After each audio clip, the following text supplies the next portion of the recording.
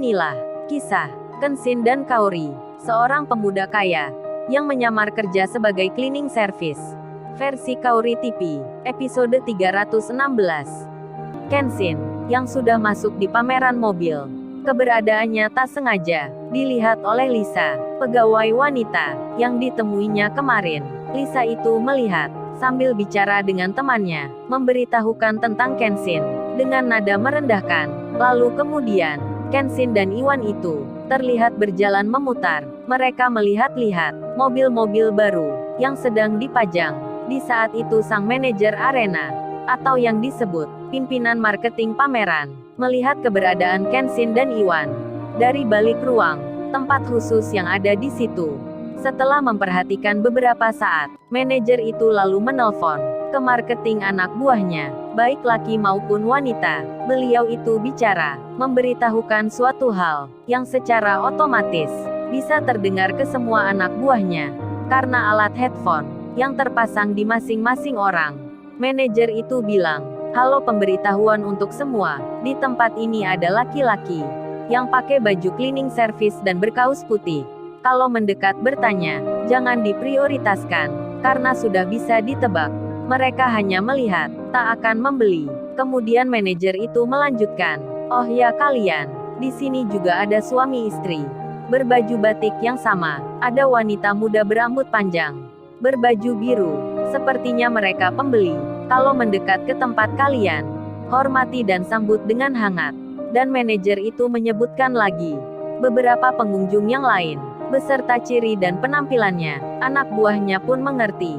Mereka menjawab satu persatu, "Baik Pak Budi, terima kasih infonya. Kami akan mengingatnya." Dan Kenshin itu akhirnya berhenti. Ia bersama Iwan ke salah satu stand tempat mobil dipajang. Lalu terdengar marketingnya bicara, menjelaskan dan menerangkan tentang keunggulan mobil itu. Saat itu di sekitarnya ada beberapa orang yang lagi menyimaknya. Penampilannya rapi dan menawan, seperti dari kalangan orang kaya.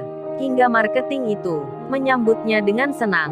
Wajahnya nampak ceria, senyumnya dibuka lebar. Di tengah itu Kenshin mendekat. Kemudian ia bicara, "Maaf Mbak, saya mau tanya, kalau mobil yang ini, bahan bakarnya pakai apa ya? Harganya berapa? Ini keluaran terbaru atau sudah lama?"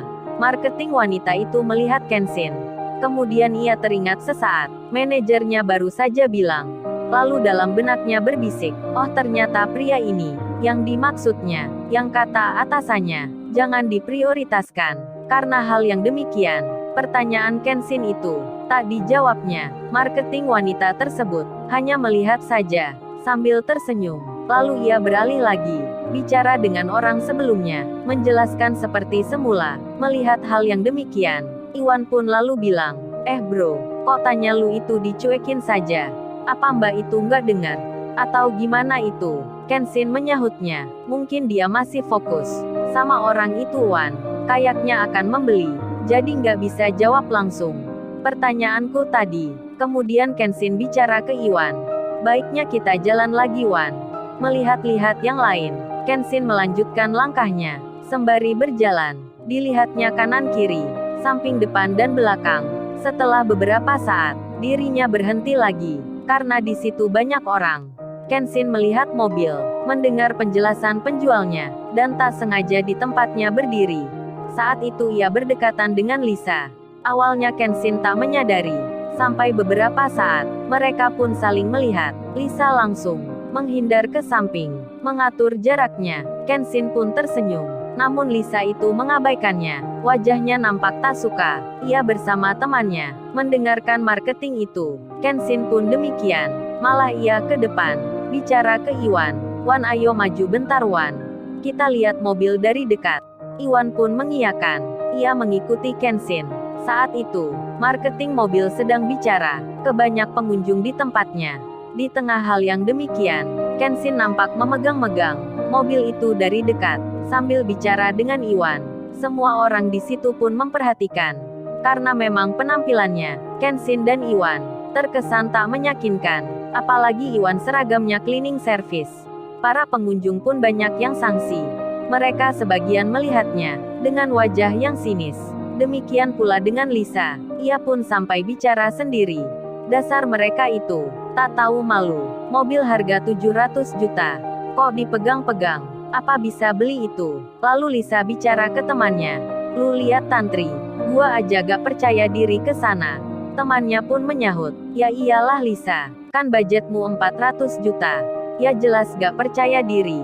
Kurang banyak itu.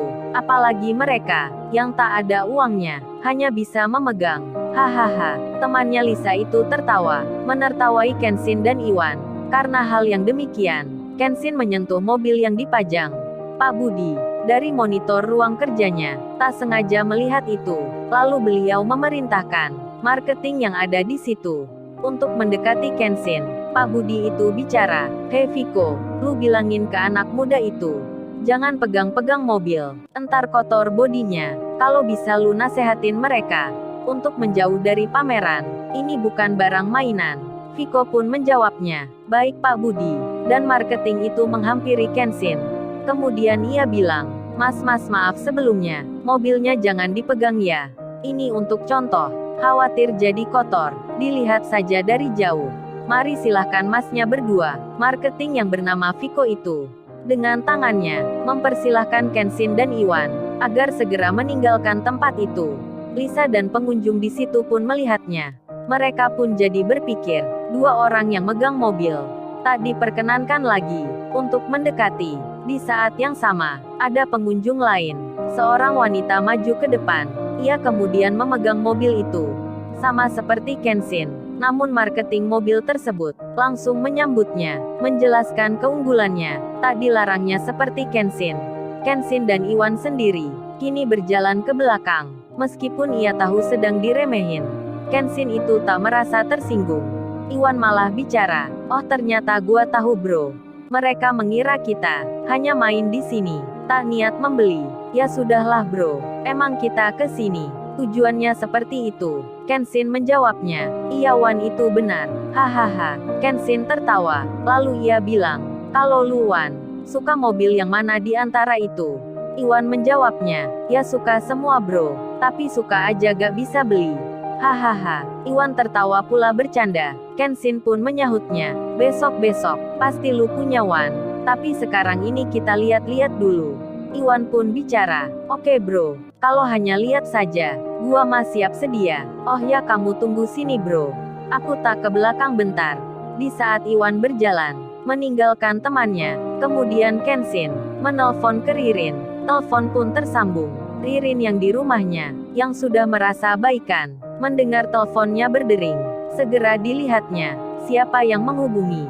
Saat tahu nama Kenshin, ia pun langsung mengangkatnya. Sambil mimik wajahnya tersenyum, Ririn itu menyapa, "Halo Ken, selamat sore, ada apa ya?" Kenshin pun menjawabnya, "Halo Rin, selamat sore juga. Oh iya ini aku mau bilang, tolong ya Rin kartu identitas kamu. Di foto sebanyak 2 lembar ya. Lalu kirimkan ke nomor WhatsApp-nya Iwan. Soalnya handphoneku gak ada. Aku pakai yang lama ini." Ririn pun bertanya, "Oh kartu tanda penduduk ya Ken? Emangnya untuk apa ya?" Kenshin menjawabnya, "Entar belakangan ajarin aku jelasin. Tapi sekarang kamu kirim ke Iwan ya." "Dah gitu aja ya Rin. Soalnya ini lagi di keramaian.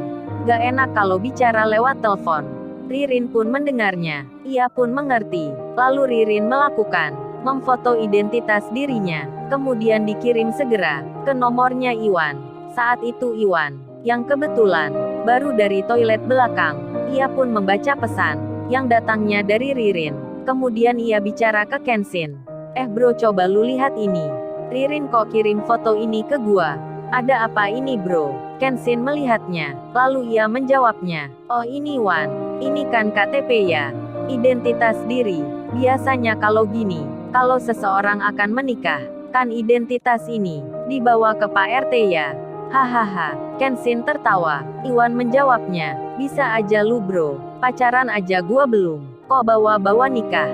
Kagak masuk akal gitu." Kemudian Kenshin menjelaskan, kalau Ririn memang sengaja mengirim itu ke nomornya, karena baru saja dimintanya. Kemudian Kenshin bilang, "Simpan aja dulu Wan, karena nanti buat identitas." Si Iwan belum mengerti, namun ia mengiyakan. Di saat yang demikian, di pintu luar utama, datanglah seorang pengusaha yang berniat melihat pameran. Beliau itu bernama Pak Mori. Pak Mori bersama istrinya akan masuk juga ke tempat itu. Tak lama berselang, kehadirannya dilihat oleh Pak Budi, manajer pengawas yang tadi. Pak Budi itu bicara, memberitahukan pada anak buahnya lagi, kalau ada pengusaha ternama yang lagi masuk ke dalam. Tolong diperhatikan. Kalau beliau mendekat dan bertanya, sambut segera dengan ramah. Pak Budi menyebut cirinya, serta penampilannya, di lain tempat. Rupanya Bang Hotman, pengacara terkenal itu, ternyata juga sama Bang Hotman yang baru pulang kerja.